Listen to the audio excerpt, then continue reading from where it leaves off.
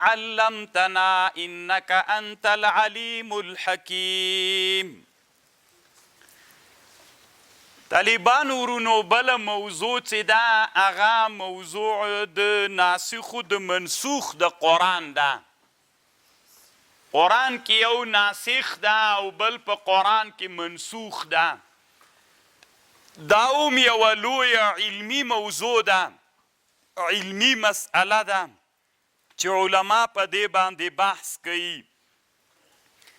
علماو دې ته مستقل کتابونه جوړ کړي دي او علما په باندې مستقل ابحاث او بحثونه کوي د ناسخ او د منسوخ د قرآن.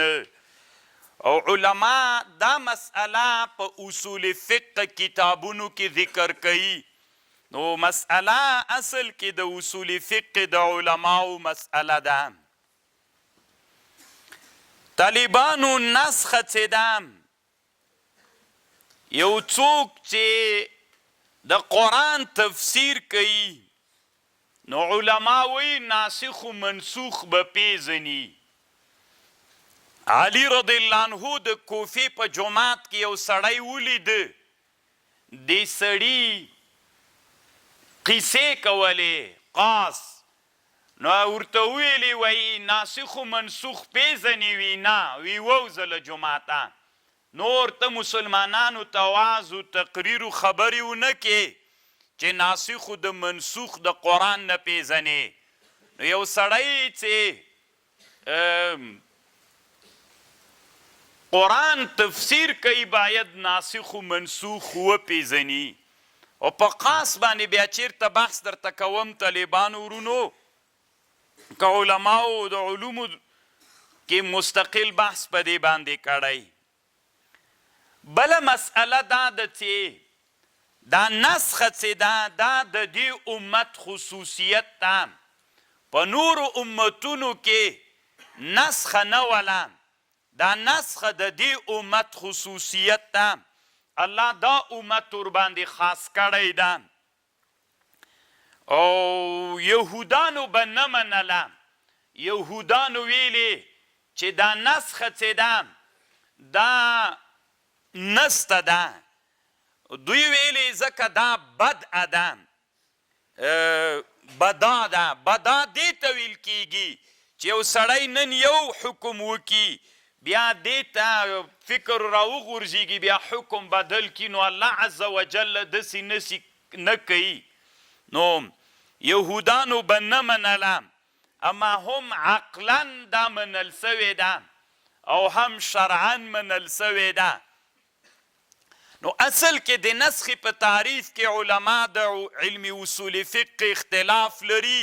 نو هغوی وایي چې دا بعضې علما وایي چې اصل کې دغه د نسخ تعریف چې الله عز وجل کړی ده، ای داسې تعریف کړی ده.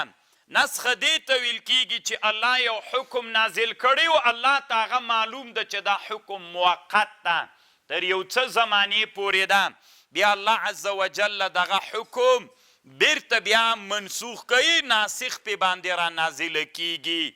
خو لنډې دا ده چې دا د دې امت خصوصیت ده. په نور امتونو کې نسخه نه وله. او بل دا ده نسخ چې راځي دا په امر او په نهیه کې راځي. او هغه خبر چې هغه وی خبر خو طلب پکې وي یا نهیه پکې وي او یا امر پکې وي، یعنی طلب معنا پکې پرته وي. هغه خبر چې معنا د طلب نه پکې پروت، یعنی اخبار و قصې د دې نسخه نه راځي. نسخه د هغه شیانو راځي چې هغه یا امر وي یا نهیه وي، د امر په صیغې وي یا د نهیې په صیغې وي، او یا وی په صیغه د خبر باندې خو معنا د طلب پکې پرته وي. نو د دې معنا یرضعن اولادهن، کنه هغه د خبر ده خو معنا د طلب پکې پرته ده. نو بیا علما وایي چې دا منسوخ کیږي. قصې خبرونه دې کې نسخه نه راځي. د یوسف علیه السلام قصه ده، د موسی علیه السلام قصه ده، د حضرت خضر علیه السلام او د ذوالقرنین قصه ده. په دې کې نسخه نه راځي. نسخه خاصه تر چا پورې د طالبانو تر هغه چې د طلب په صیغو باندې وي. په وعد و وعید کې په دې کې نسخه نه راځي. نسخه چې دا طالبانو ورونو درې قسمه ده. یوه هغه نسخه ده چې تلاوت او حکم یې دواړه منسوخ سي. حکم او تلاوت یې دواړه منسوخ سي. لکه طالبانو اول د اسلام کې داسې وو چې دا رضا چې ثابته کیږي 10 رضعې وې چې دا بچی د مور تای 10 وارې کشکې رضا ثابتېږي. دا په اول کې قرآن وو، بیا 15 رضعې سوې. اوس بیخي نه تلاوت سته او نه د حکم سته ده. یا طالبانو په بل اصطلاح باندې ما مخکې درته ویلي ول دا سورتي الحفظ والخلاع اللهم انا نه اوس تلاوت سته او نه څوک سته، نه حکم سته. دې ته څه وایي؟ دا اوله نوعه ده.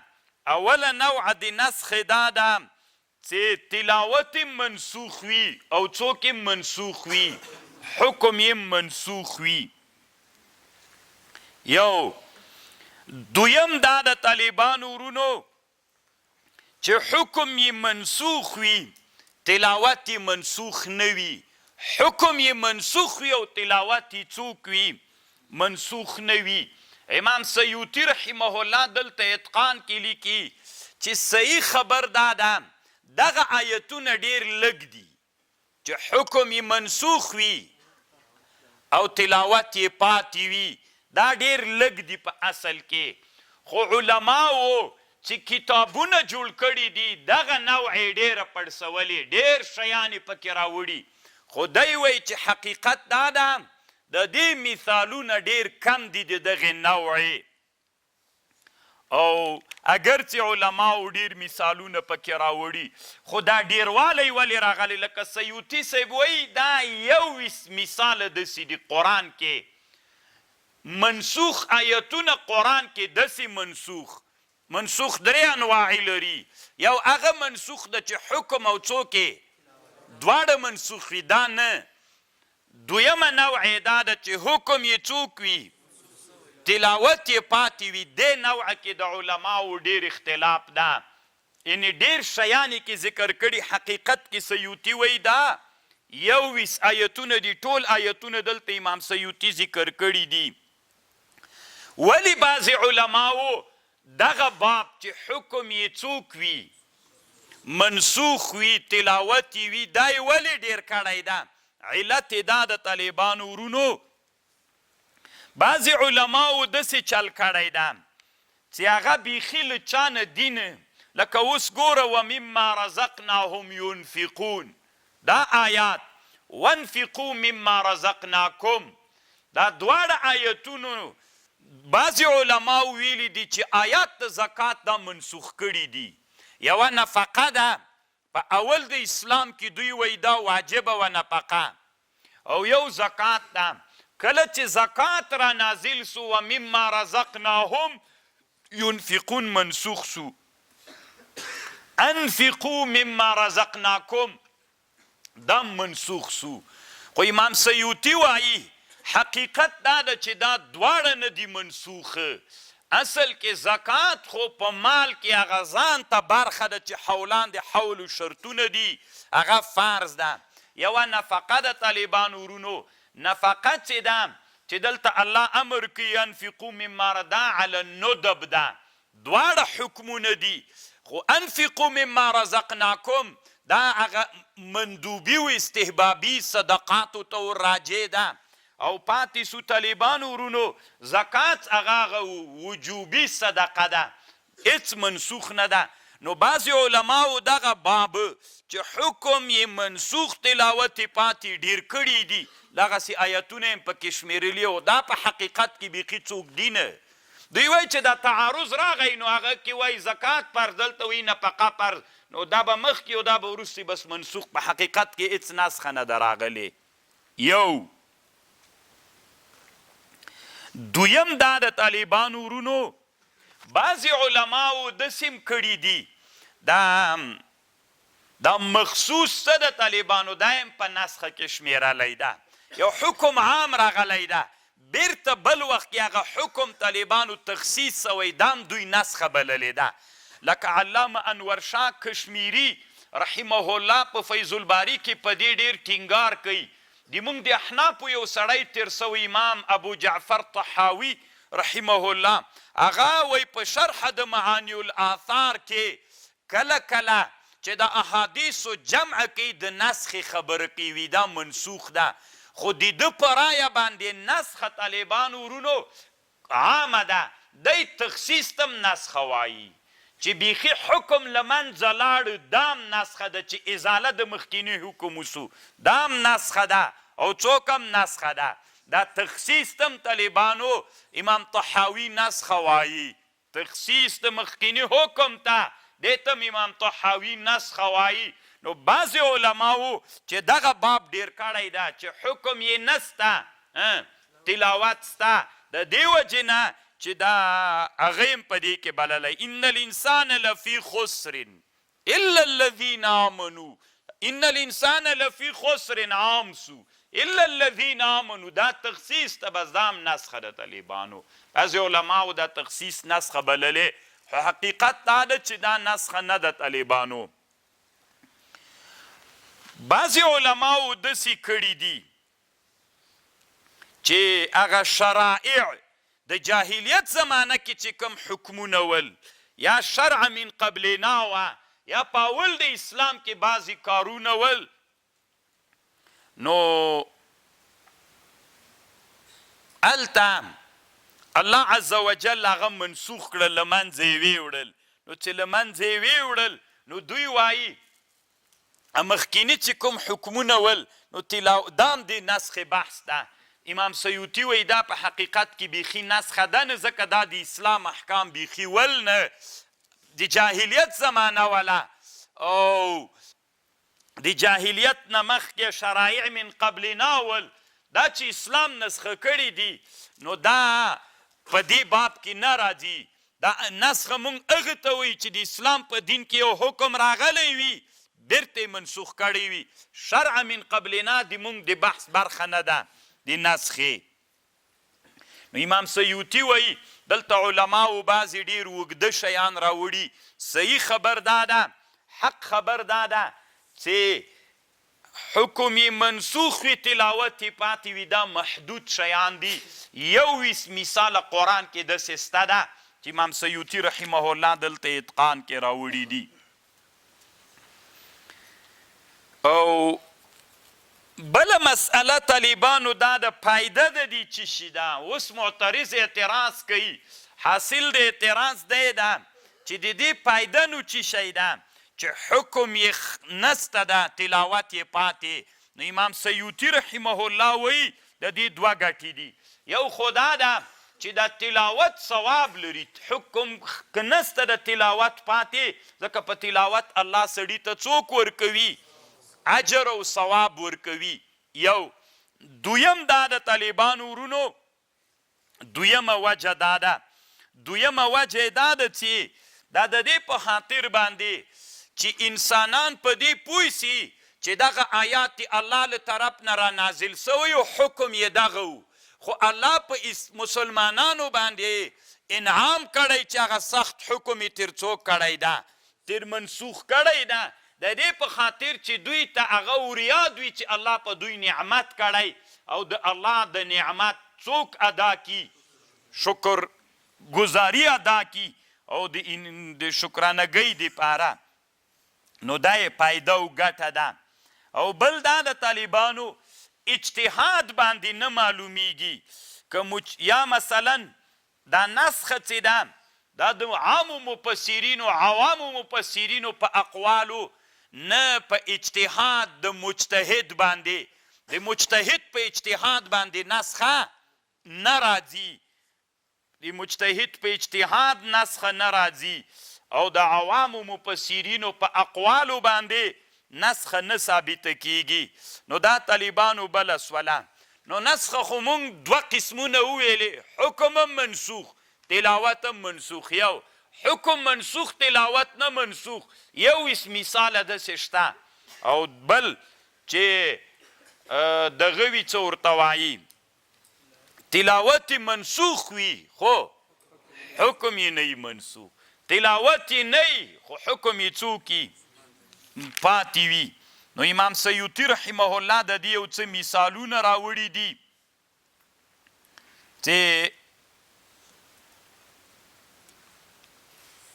د دې څه مثالونه راوړي طالبانو ورونو بیا د موږ د اصول فقه علماو هم دغه مثالونه کې لکه مثلا اذا زنى الشیخ والشیخة فرجموهما دا آیات څه ده دا اوس حکم یې سته او څوک نه لري تلاوت یې نسته ده داسې څه مثالونه امام سیوطي راوړي خو په دې کې بیا د علماو اختلاف سته ده چې دغسې آیتونه چې حکم یې وي آیتونه تلاوت یې نه وي دا په خبرو احادو باندې ثابت دي نو قرآن باید په تواتر ثابت وي دا خبر احاد دي امام سیوطي دلته نقل کړی ده الانتصار للقرآن د ابوبکر باقلاني نه خو طالبانو په مسلم ثبوت کې لیکلي دي چې دا حد تواتر ته رسېدلی شیخ و شیخوخته اذا زنیا فرجموهما دا په تواتر ثابته ده خبر احاد نه دي نو څه خبرې نور هم شته پکې طالبانو چې تاسې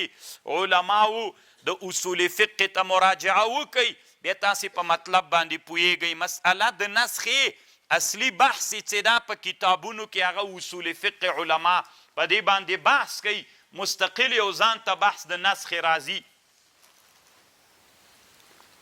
اصول فقه کې علامه ابن الحمام رحمه الله په دې باندې ښه بحث کړی ده په فتح القدیر کې نه په څه ورته وایي تحریر کتاب کې د مسلم ثبوت ملا نورو ډېرو حنفي فقهاو په دې باندې بحثونه کړي لکه اصول فقه کې خو موږ ډېر کتابونه لرو یو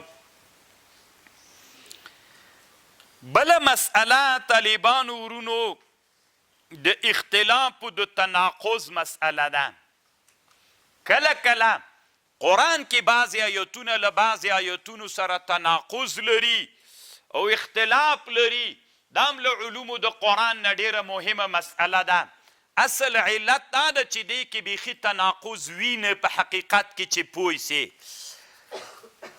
یو سړی هغه ته راغی عبدالله بن عباس صاحب ته بیا ورته ویلي قرآن کې زه داسې شیان وینم چې د هغې بعضې له بعضو سره ټکر وي نو د ورته ویلي وي مثالونه ډېر مثالونه ذکر کړي زه به یو ووایم چې په مطلب یې پوه سئ وی الله قرآن کې وایي فلا انصاب بینهم یومئذ ولا یتساءلون د قیامت په ورځ باندې به د دوی په مابین کې نسبونه نه وي او نه به یو له بله سره پوښتنه کوي بیا الله قرآن کې په بل ځای کې لیکي واقبل بعضهم على بعض یتساءلون الله قرآن کې بیا وایي واقبل بعضهم على بعض یتساءلون بعضې به په بعضو باندې مخ راواړي او پوښتنه به ترې کوي یو وری وایي لا یتساءلون بیا وایي یتساءلون نو د دې دواړو ایتونو په مابین کې تناقض راغی عبدالله بن عباس ورته ویلي رحمه الله وی هېڅ د دوی دواړو په مابین کې تناقض نسته ده ځان پوه که کله چې اوله شپېلۍ ووهل سي نو هلته به ټول انسانان مړه سي فلا انصاب بینهم نسبونه به نه په دې ورځ بینهم ولا یتساءلون ټول به مړي یو له بل نه به څوک پوښتنه نه کوي کله چې دویمه شپېلۍ ووهل سي چې انسانان راپورته سي فاذا هم قیام ینظرون دوی به راپورته سي یو بل ته به ګوري واقبل بعضهم على بعض يتساءلون نو یو ځای کې چې الله وایي سوال به نه کوي اوله شپېلۍ کې دا دویمه چې ده دا اقبل بعضهم على بعض نو دا په هېڅ تعارض نسته دا په ظاهره باندې چاته تعارض وي نو علومو د قرآن کې یو بحث د مشکل د قرآن هغه چې داسې ظاهره سړي ته داسې وهم کې ورچوي چې اختلاف و تناقض ده په حقیقت کې هلته اختلاف و تناقض نشته ده. دا بله مسئله له علومو د قرآن نه د کړکۍ د خلاصه که مولانا کنه. منطوق د قرآن او مفهوم د قرآن ده. یو منطوق د قرآن د طالبانو او مفهوم د قرآن ده. په دې لږ را سره پوه سئ. کاشکې مو طالبانو ورونو چې دا دومره ډېر مو په نحوه کې اجراوې په قرآن کې کولی د اصول فقه اجرا مو کړی وای. الله به مو انشاءالله دا ارمان پوره کي که نه. اوس اصول فقه څومره که علم ده چې موږ یې قرآن کې څوک وکړو اجرا وکړو. خو افغانستان داسې یو عجیب وطن ده، خصوصا اسلامي امت ټول عمر په اختلافاتو کې تیر سي. تاسې طالبانو دا کاپیران هم وګورئ، داسې د کاپیرانو د انټرنیټ ته ورننوځئ چې دوی یو عالم په بل عالم ردونه کوي. هر سړی خپل کار باندې لګیا ده. او افغانستان کې خو طالبانو ورونو او دا زموږ د پاکستان پښتونستان ساحې کې بس مولیان دي، هغه مه پرېږده او دا مه پرېږده او هغه مه پرېږده او دا ټوله ورځې په همدې کې تېرې سي. تا داسې ویلې خبر د کفر وکړل او هغه د اسلام وکړل او دا دې داسې ویلې او هغه دې داسې ویلې. ټول عمر د طالبانو په همدې کې تېر سي. دې ته طالبانو بیخي سر مه ورګرځوئ، مزل کوئ، هدف ته ځان رسوئ. ځکه چې که دې باب ته مو وکتل بیا مو له مقصد نه پاتې کېږئ. دا دروازه به نه خلاصوئ. مناظره را سره وکړه، مزل کوه، هېڅ فایده نه کوي. چې چا کړي دی هېڅ فایده یې نه ده کړې. طالبانو ورونو منطوق د قرآن چاته وایي؟ ما دل علیه اللفظ فی محل النطق. منطوق د قرآن ما دل علیه اللفظ چې دلالتو کې په ده باندې لفظ په محل د نطق کې. ګوره یو عبارت دی راوړ، د دغه عبارت چې هغه کومه د الفاظو معنا ده دې ته څه وایي؟ هغه کوم باندې د نطق دی چې کومه معنا ده دې ته منطوق وایي. طالبانو خبر پوه سوله یا؟ منطوق د قرآن. اوس ګوره طالبانو یو سړی چې حج ته لاړ سي یو غریب وي او دی څوک نه لري، پیسې نه لري چې شکرانګي په څه حلال کي، نو دی به څه کوي؟ فصیام 3 ایام فی الحج. 3 ورځې روزه به ونیسي مخکې د عرفې له ورځې نه. واذا رجعتم و7 اذا رجعتم تلك 10 کامله. نو ګوره طالبانو منطوق یې دا سو چې غریب یې پیسې نه لري چې حج وکړي او شکرانګي په څه حلال کې، نو داسې چل وکړه 3 ورځې مخکې ونیسه له حج نه، و بیا وروسته له حج نه ونیسه تلک 10 کامله، بس خلاصو. دا یې منطوق سو که نه؟ او یو طالبانو مفهوم ده. مفهوم دې ته ویل کېږي ما دل علیه اللفظ چې دلالت ورباندې کوي دا لفظ، خو په محل د نطق کې نه. یعنې دغه په محل دغه دلالت په محل د نطق کې نه، دې ته مفهوم ویل کېږي. دا مفهوم طالبانو 2 قسمه ده. یو مفهوم مخالف ده، یو مفهوم موافق ده. مفهوم موافق دې ته ویل کېږي طالبانو چې دا حکم د منطوق او دغه حکم د مفهوم د منطوق له حکم سره څوک وي؟ برابر وي، خو یا سره مساوي وي یا ترېنه اعلی وي دا حکم د مفهوم. خبر ځان پوهی کوي. مفهوم موافق هغه ته ویل کېږي ما دل، مفهوم هغه ته ویل کېږي مطلق مفهوم ما دل علیه اللفظ خو لا په محل النطق. بیا دا مفهوم 2 قسمه ده. یو موافق ده. موافق مفهوم دې ته ویل کېږي چې حکم د منطق سره دی څوک وي؟ د مفهوم حکم او د چا حکم؟ د منطق حکم. دا دواړه څوک وي؟ یو حکم وي، خو اتباعات ورسره مساوي وي او یا به څوک وي؟ اوله وي ترېنه. اوس غوږ ورته ونیسئ. الذین یأکلون اموال الیتامی ظلما. هغه کسان چې خوري مالونه د یتیمانو په ظلم.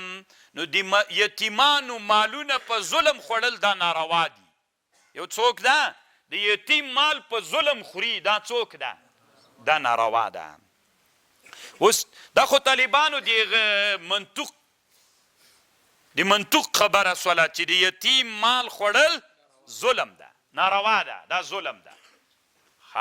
اوس مفهوم راواخله طالبانو، که د یتیم مال راواخلې وی نه خوري خو ور واچوي، دا روا ده که ناروا؟ دا مفهوم سو کنه. خو ګوره د لفظ معنا خو نه ده دا، چې ګوره د لفظ معنا خو دا ده چې د یتیم مال راواخلې وی خوري، دا ظلم ده. که د یتیم مال راواخلي ور واچوي هلاکې کې بیا دام ناروا ده.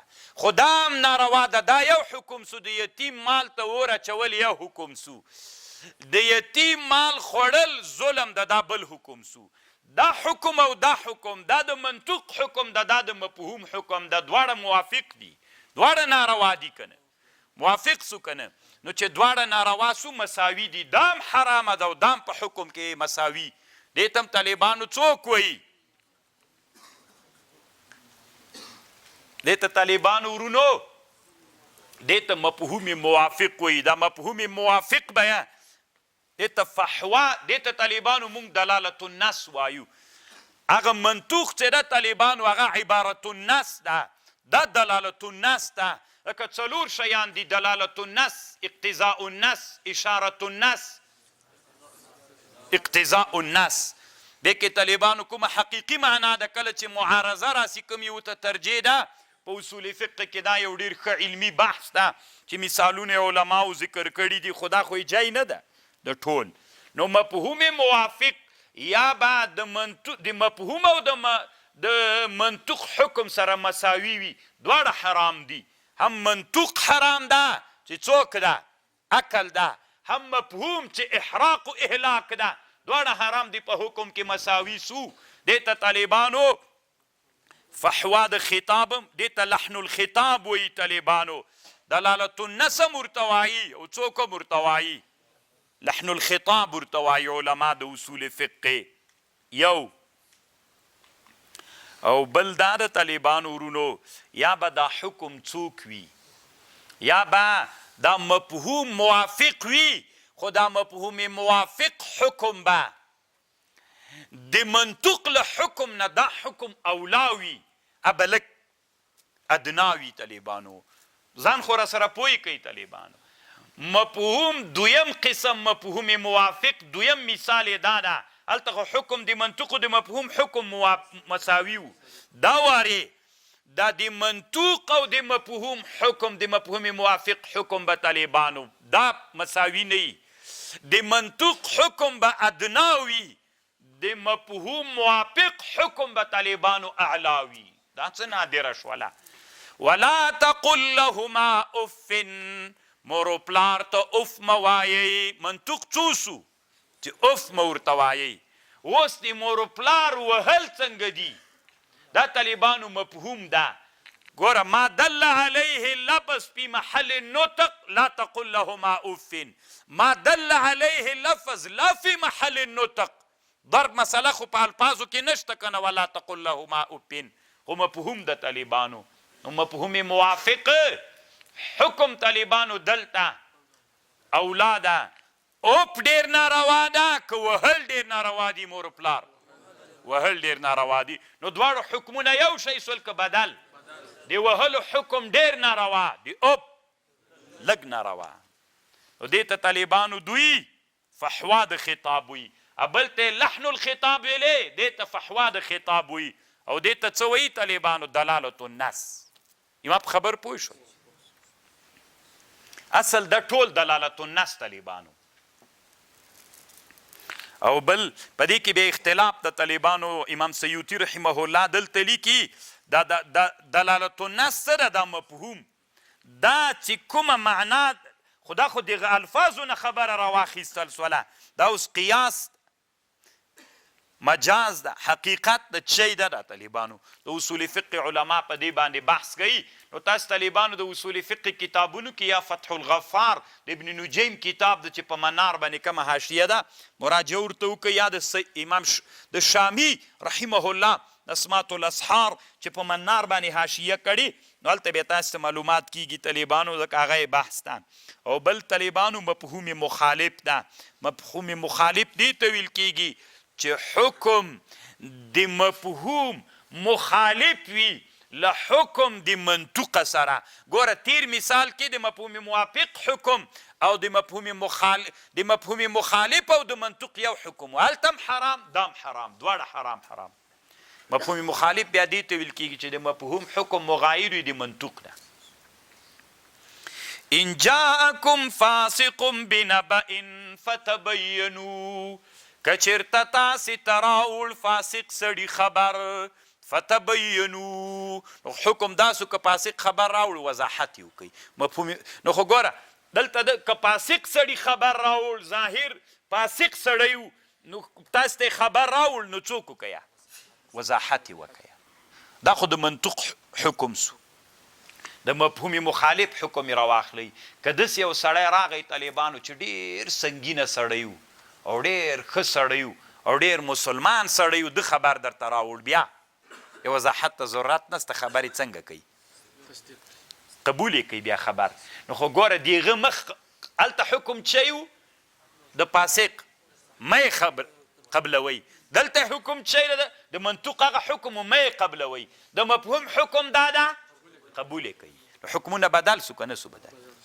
بیا طالبانو د مونږ د احنافو مذهب دا ده په اصول فقه کې مونږ احناف په نصوصو کې مفهوم مخالف حجت نه بلو طالبان مفهوم موافق حجت بلو اما مفهوم مخالف مونږ احناف حجت په نصوصو کې قرآن و حدیث کې نه بلو اما په عباراتو د فقه کتابونو کې بیا څوک بلو حجت بلو مونږ ډیر د فقه عباراتو نه طالبانو ورونو څوک کوو یو فقه عبارت ده نو هغه فقه عبارت نه مونږ استدلال دی چا کوو اما مفهوم مخالف نه حکم را باسو طالبان تاسو په خبر پوهیږئ اوس ګورئ طالبانو زه به یوه خبر درته وکم کتابونو کې داسې لیکي چې تاسې دا اصلي خبر باندې پوه د مونږ د دور المختار په متن کې یو مسئله ده چې بحر رایق هم لیکلې وي که د چا غاښ خالي و منځ او ډوډۍ وخوړله دی جنوب ډوډۍ وخوړله هغه منځ غاښ کې ډوډۍ ونښتله دی لاړو غسل یې وکړ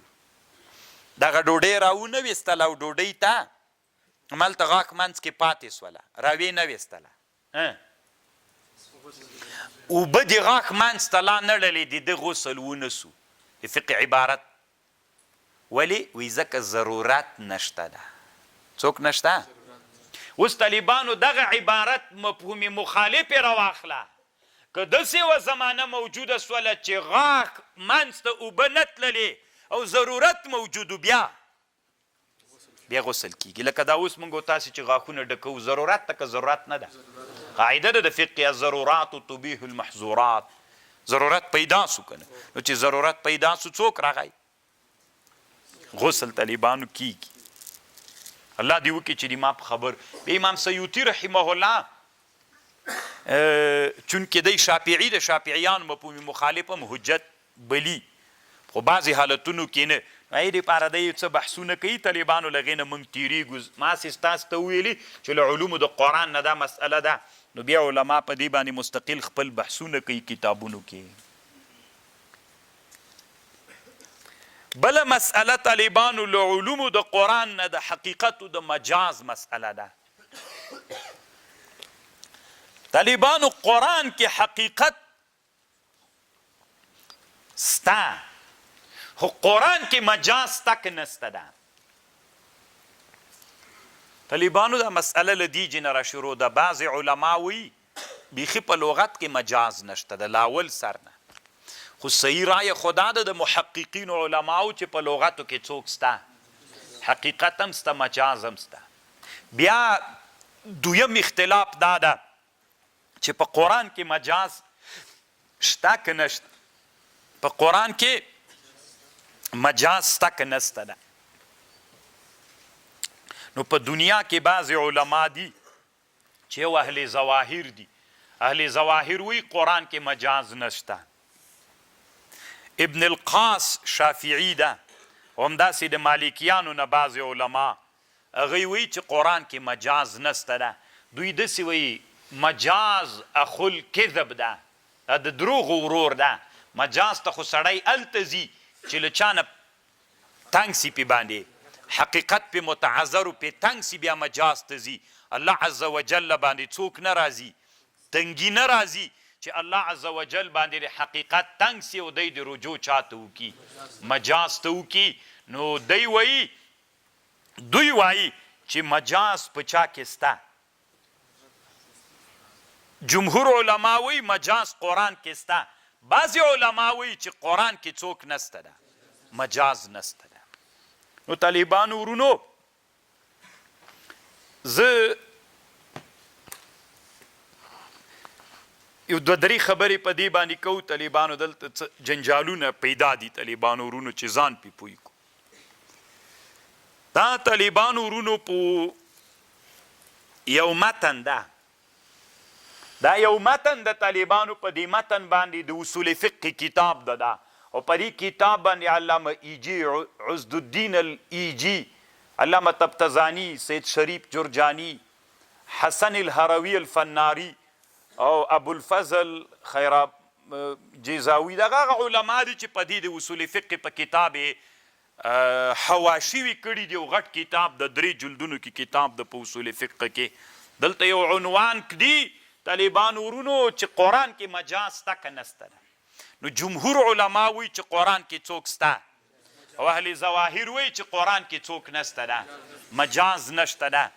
نو هغه علما چې دوی وایي چې قرآن کې څوک نسته، مجاز نسته ده، له مشهور علماو د اسلامي امت نه یو طالبانو که علم مو زده که که زده مو نه که خو دا ټکی ډېر زده کوي. تاسې داسې فکر کوئ چې د علماو کوم اختلاف کړی ده د متقدمینو، دوی ته لکه سیدي چا کوپر سره لاس درلود هغه ورته ویلي چې اختلاف. طالبانو د دوی خپل علم ده، استدلالات او هغه فکر نه چې کوم هغه کوي له هغې نه دا اخذ کړي. نو طالبانو یو له مشهور علماو نه په اسلامي امت کې علامه شیخ الاسلام ابن تیمیه هم ده، د مجاز فی القرآن نه مني، په دې کتاب هم جوړ کړی. او یو بل سړی ده، مشهور سړی ده په اسلامي امت کې چې علامه محمد امین الشنقیطي الموریتانی المالیکی، د افریقا یو عالم تیر سوی. طالبانو په دنیا کې داسې تفسیر چې قرآن په قرآن تفسیری بل داسې تفسیر نشته. طالبانو دې ته اضواء البیان فی ایضاح القرآن بالقرآن ورته وایي.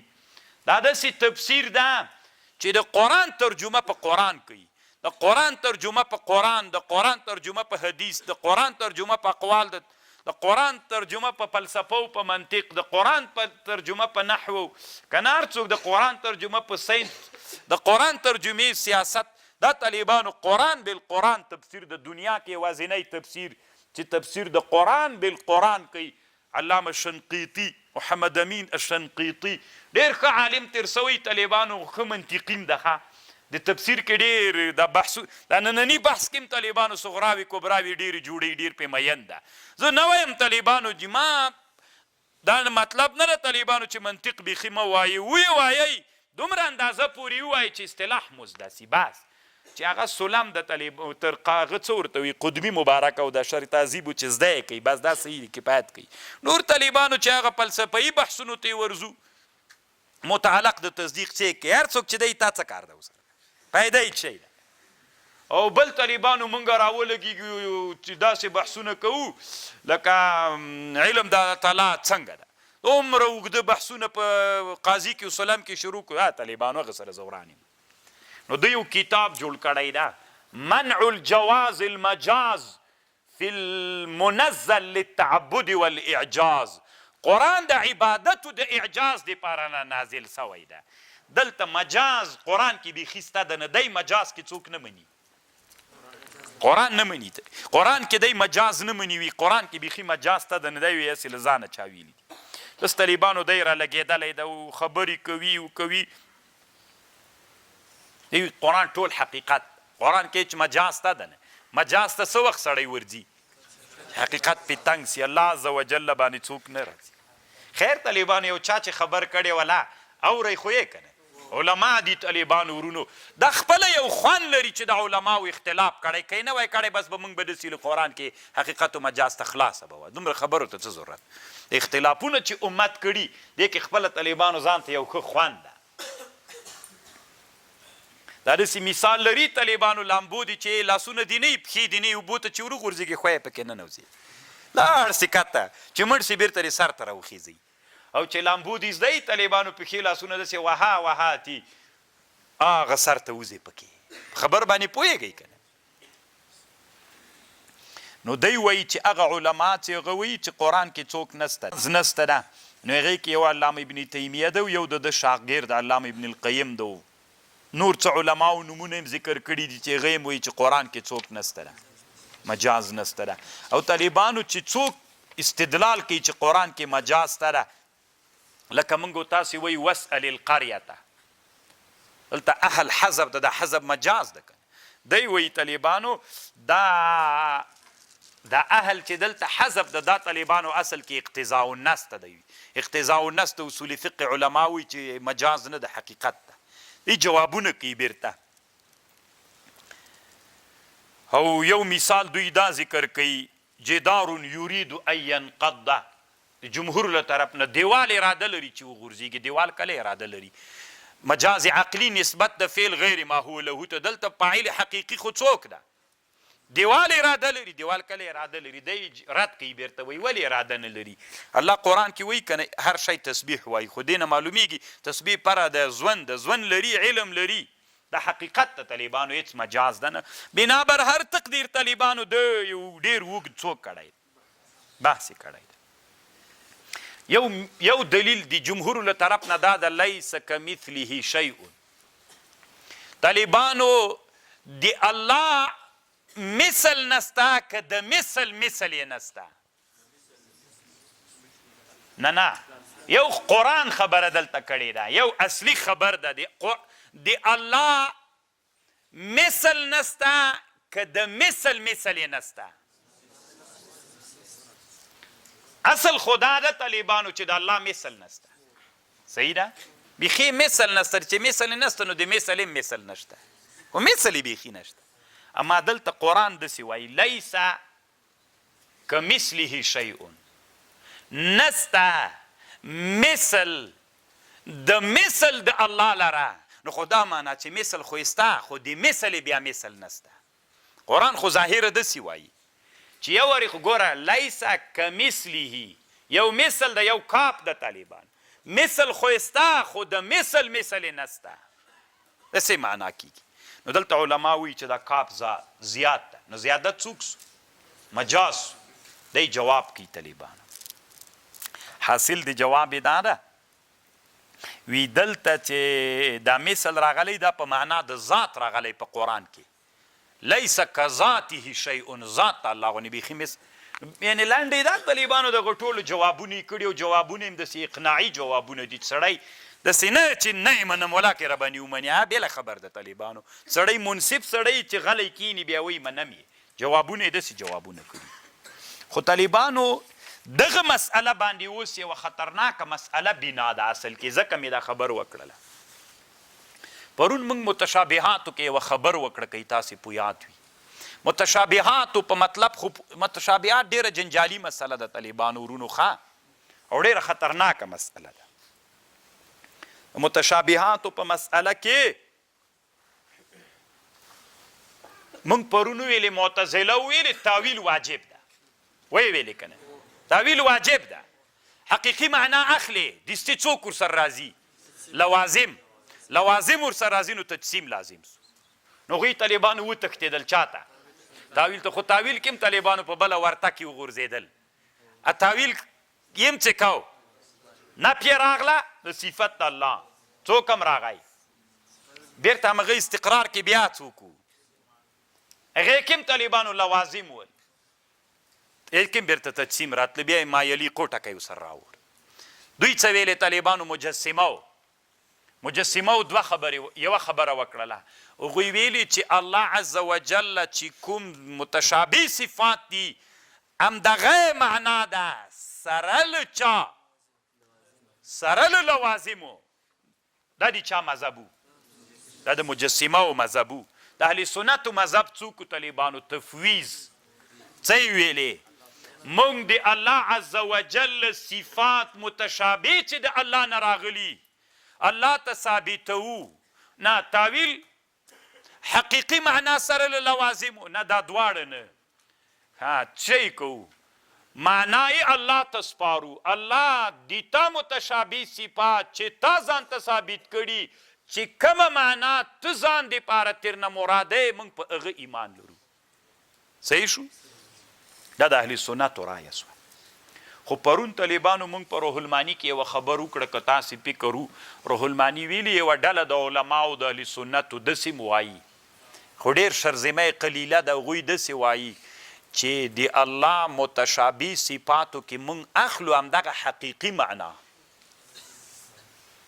خو د مجسمه او د دغه اهل سنتو په مابین کې فرق دا ده هغوی داسې وایي حقیقي معنا ید همدا دست ترجمه کوي دوی دست لاس باندې ترجمه کوي نو دوی وایي سره له لوازمو مجسمه وي په اهل سنتو کې دغه ډله علما داسې وایي د الله متشابه صفاتو نه حقیقي معنا اخلو همدغه معنا یې چې کومه ده ید کومه معنا ده همدا معنا اخلو خو نفی د چا کوو نفی د لوازمو کوو طالبانو نفی د کیفیتو د لوازمو سره څوک کوو نو دا د اهل سنتو د بعضې علماو رایه ده چې روح المانی دا تقریبا دی وی روح المانی چې د ډیرو صوفیان هم د موږ مذهب ده وقریب من هذا القول ما يصرح به كلام كثير من ساداتنا الصوفيه فانهم قالوا ان المتشابهات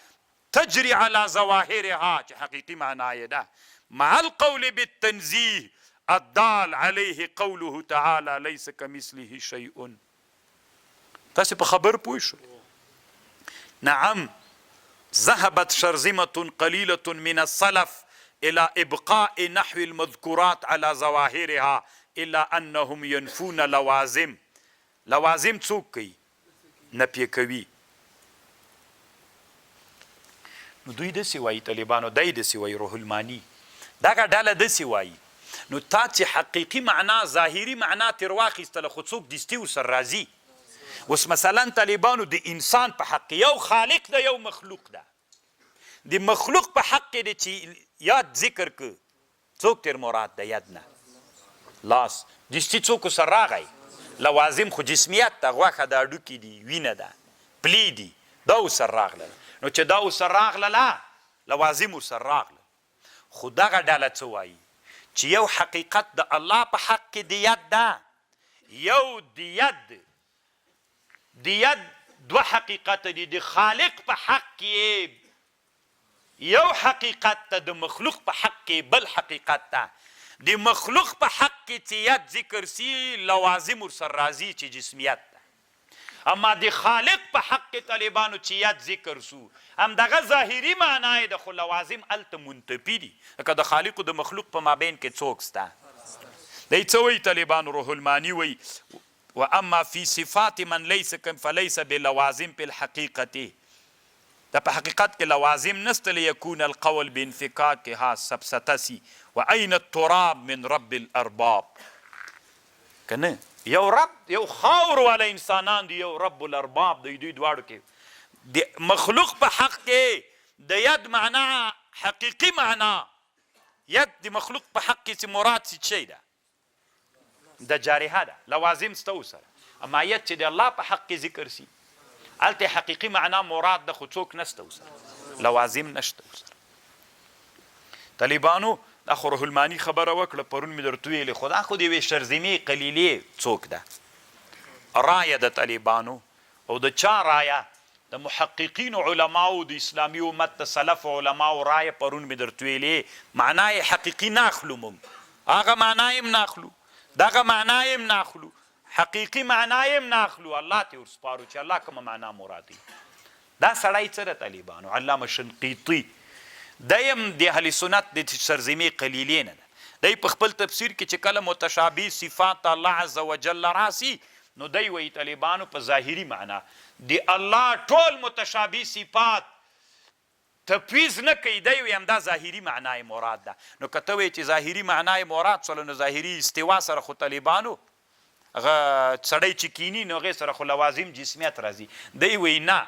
ډېر لوی علمي بحث کوي طالبانو بل جل کې استوا کوم آیتونه اصل بحث چې راځي الرحمن علی العرش استوا سورة الاعراف کې هلته دی ډېر اوږد بحث کوي. نو دی وایي طالبانو ورونو تاسې خو لږ ځان په خبره باندې پوه کوئ که نه یو خالق ده یو مخلوق ده. د مخلوق له چا سره څوک راځي لوازم اما د خالق ته چې دغه صفات ثابتوي په ظاهري معنا یې واخله خو څوک مه ورسره راوله لوازم مه راوله. نو د ده دا دی وایي طالبانو قرآن کې بیخي مجاز ته ده نه. نو چې مجاز نسته اوس خبره دې ته راغله د الله متشابه صفات څنګه کوي. متشابه صفاتو کې که تاویل کوي مجاز ده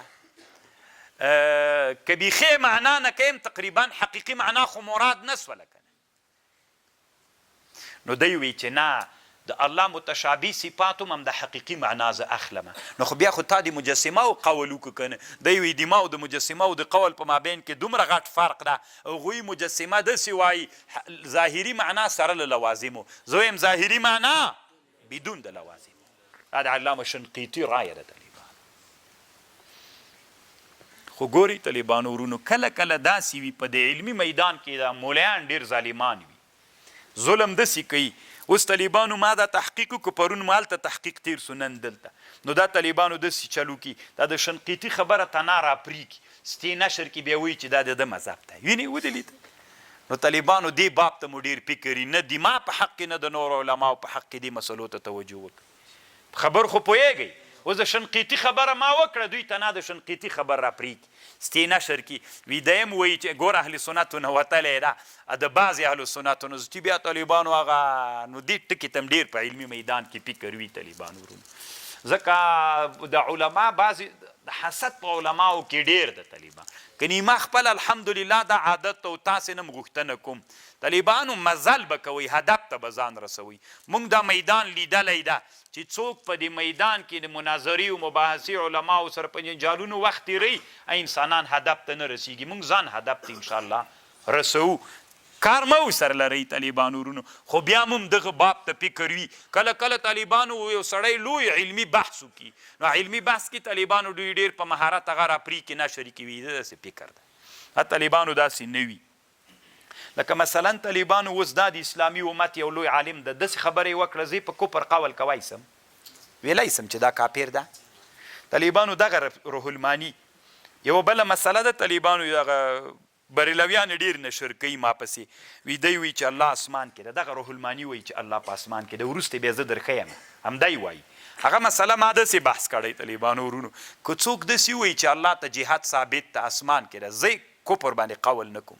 نه مولیانې کفر ته ډېر ناست دي زه یم کافر نه ده په ده د کفر فتوا کوی سئ زه بیا درښیم طالبانو ځکه ما عادت دا ده زه تاسو سره وعده دا ده چې زه تفسیر روح الماني بیا په ترجمه کې وایم همدغه روح الماني کې به یو جي کې راسي بیا به دی خپله وایي چې الله اسمان کې ده نو زه ووایم چې دی کافر ده. زه طالبانو لږه مولیانو نه یم چې د چا کفر ته سین ټاکو ناست یم. علمي تحقیقات دي کوو به یې طالبانو. نو دا یوه بله مسئله شوله. اوس خو مې په خبر پوه شول امام ابوالحسن اشعري په لیبانا کې نورو ډېرو کتابونو کې دا مې رایه نه ده طالبانو و چې څوک دا قول کوي د هغه په کفر باندې قول هېڅ کله نه کوم. نو یو حقیقت و مجاز قرآن کې شته که نشته ده ستا طالبانو خبر پوه شول.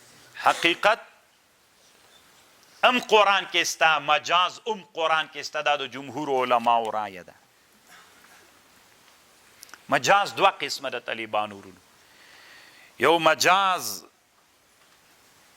فی الترکیب ورته وایي چې مونږ ورته مجاز عقلي وایي کتابونو کې. مختصر کې څه وایي مجاز لغوي او مجاز عقلي. مجاز عقلي دې ته ویل کېږي نسبت د فعل غیر ما هو له ته فاعل حقیقي ته چې نسبت ونسي که فاعل حقیقي ته نسبت حقیقت عقلي ده که نسبت غیر ما هو له ته وسو غیر فاعل حقیقي.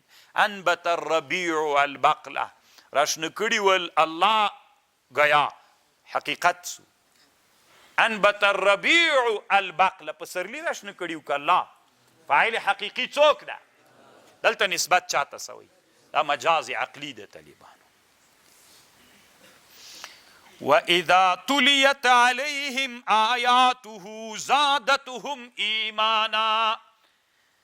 کله چې تلاوت سی په مؤمنانو باندې آیتونه د قرآن زادتهم ایمانا، زیات کی دا مؤمنان د آیتونو للی، زیات کی دغه آیتونه مؤمنان لحیثیت د ایمانا، یعنی د آیتونه د مسلمانانو ایمان زیات کی.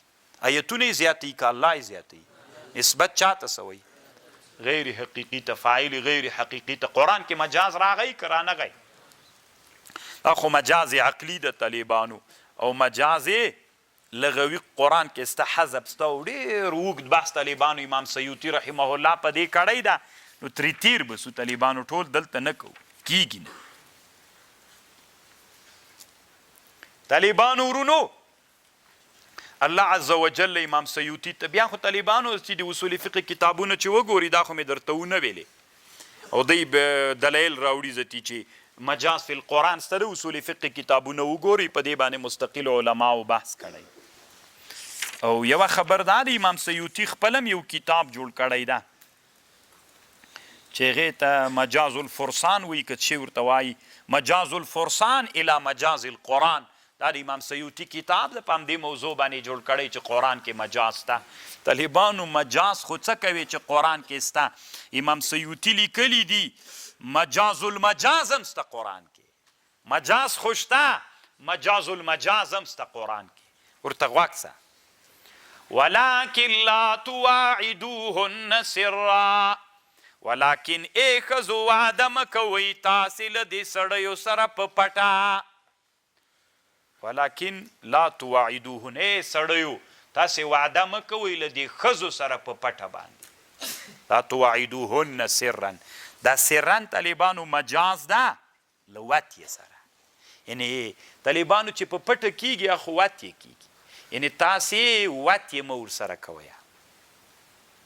نو طالبانو دا سر چې دا مجاز سو، د سر خپله معنا حقیقي یوه ده په پټه، مجازي معنا یې دلته څوک ده؟ وطیه. نو خو طالبانو دلته دغه سر مجاز ده له چا نه؟ له وطیې نه. خو مجاز سو، سر دلته په مجازي معنا استعمال سو. بیا وطیه طالبانو مجاز ده له چا نه؟ له عقد نه. یعنی دا معنا تاسې له دې ښځو سره په پټه باندې عقد د نکاح مه کوئ. یو وارې سر مجاز سو له چا نه؟ له وطیې نه. بیا طالبانو دا وطیه مجاز له چا نه ده؟ له عقد نه ده طالبانو. نو مجاز المجاز سو، یعنی دا مطلب لا تواعدوهن سرا، تاسې له دوی سره په پټه نکاح مه کوئ. مجاز خو څه کوي چې قرآن کې شته، مجاز المجاز هم په قرآن کې شته. خبر خو پوه شولئ طالبانو ورونو که نه؟ یوه طالبانو تشبیه ده، یوه استعاره ده. قرآن کې تشبیهات هم شته، قرآن کې استعارې هم شته. قاعده دا د طالبانو ورونو امام سیوطي رحمه الله لیکي اصل کې ادات د تشبیه په مشبه به داخله کیږي، قانون داسې ده. اما کله کله عکس هم راځي. ګوره طالبانو زید کل اسد داسې ده، نو زید مشبه اسد، نو عادت دا وي چې هغه ادات حروف د تشبیه په چا داخله کیږي. اما طالبانو قرآن کې داسې هم راغلي کله کله داسې هم بیا کیږي چې په مشبه باندې داخل سي. افمن یخلق کمن لا یخلق، افمن یخلق هغه ذات چې پیدا کول کوي داسې ده لکه هغه بوتان چې پیدا کول نه کوي. نو اصل کې خو طالبانو دا بوتان مشابه سو له رب سره، داسې مطلب. آیا بوتان داسې دي لکه هغه بوتان چې پیدا کول نه کوي، داسې دي لکه هغه ذات چې پیدا کول کوي؟ اصل کې خو داسې ده طالبان. نو دلته افمن یخلق کمن لا یخلق، دا کمن لا یخلق طالبانو دا مشبه ده، مشبه به کمن یخلق داسې ده. خو دلته عادات تشبیه په چا داخل سوی؟ او بل قاعده دا د طالبانو ورونو یو تشبیه د مدح دپاره وي یو تشبیه د ذم دپاره وي. په تشبیه د مدح کې عادت دا وي چې ادنا به له چا سره مشابه کوي؟ له اعلا سره که نه؟ دا طالبانو مثاله ده. هذا کالیاقوت، دا مشابه سو که نه؟ یاقوت څوک سو؟ دا اعلا ده که یاقوت؟ نو دا طالبانو مدح د مدح تشبیه ده. هغه تشبیه چې د مدح دپاره اعلا به مشابه کوي وی ادنا د چا سره؟ بیا طالبانو دا څوک ده؟ او طالبانو هغه د راواخیسته یاقوت داسې دي ویلې دا یاقوت خو بیخي داسې ده لکه ډبره غوندې لکه خاوره داسې ده. دا طالبانو څوک سو؟ څوک د مشابه که؟